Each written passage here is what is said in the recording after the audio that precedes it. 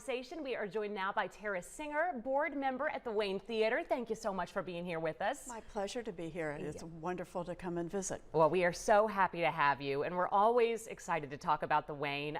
You're a board member at the Wayne. Right. Talk a little bit about why sponsorship is so crucial, especially when it comes to the success of all the theater's productions. Right. Well, sponsorship helps make our productions affordable for the members of the individuals that live here in Central Virginia.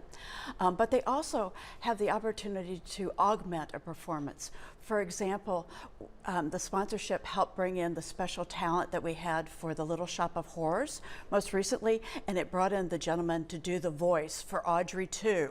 Feed me, Seymour. And a sponsorship facilitated that. Sponsorships can help with some of the technology requirements, covering the cost for those for enhanced performances. And sponsorships are actually also a really good way of building one's recognition of one's business.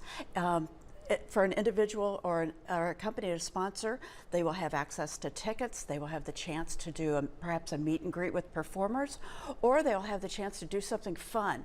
Another example is that we had an individual who was the sponsor who wanted to portray the tornado in The Wizard of Oz. Ooh. Non-speaking role, but sort of a walk-on, walk-off thing.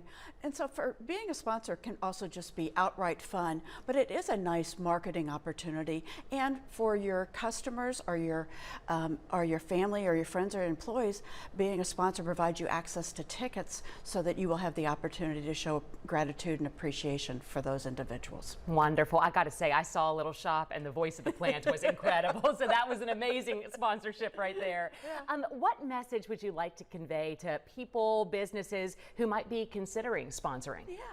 So the Wayne Theater services lots of people throughout, or lots of areas throughout Central Virginia, which impacts lots of people. And if you're a sponsor of the Wayne, you'll have the chance to touch literally tens of thousands of people within the region through the different communications and marketing strategies used by the Wayne to promote its upcoming events. So I think it's a really great way of getting your name out there and being a good corporate citizen. It's such a great opportunity. How would you say their support would directly contribute when it comes to the theater's mission, maybe the cultural enrichment of the whole community? Right. And they're, supporting the theater is actually also supporting youth development in our community in many, many ways.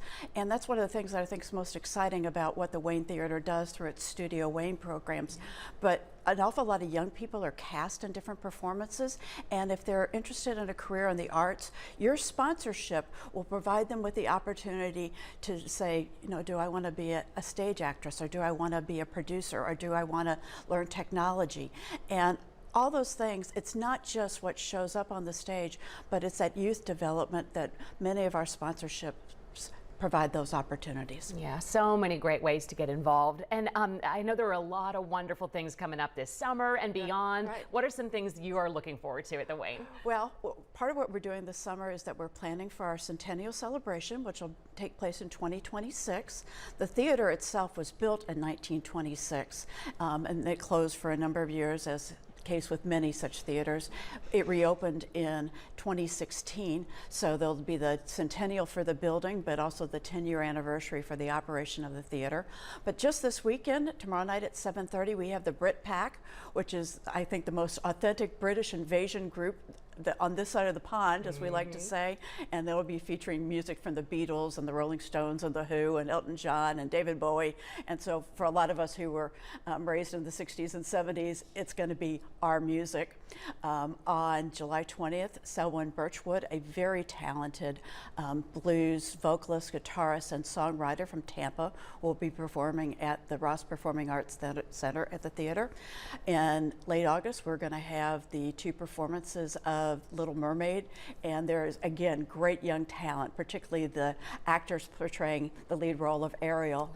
And then last but not least, come September 16th, we've got the Chili Blues and Brews Festival, 13th annual. It'll be held on the Lumos Plaza in downtown Waynesboro, and if you're interested in tickets, you can find them at waynetheater.org. But if you're interested in making your own chili and submitting it in the competition, check out virginiachili.com and mix up a batch and come on down and and grab a brew and hear the blues and see if you might win a prize. I love it. That sounds wonderful. Always something good going on at the Wayne. Thank you for taking the time to be here with us today. My pleasure, and thank you for the community support of the theater. Definitely. We will have you back soon, and we will be right back.